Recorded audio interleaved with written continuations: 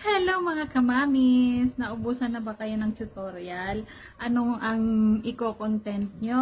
O ano ang i-content nyo sa reels nyo araw-araw? Ngayon guys, bigyan ko kayo ng idea kung ano yung pwede nyong gawin o i-content nyo sa inyong mga reels.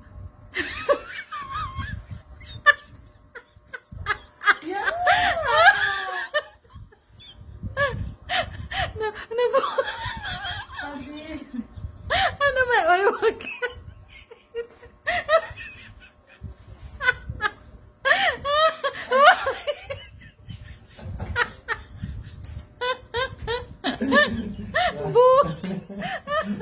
Buwang tong asawa ko. So, ayun guys. Gano'n na lang i-content nyo sa reels nyo. No?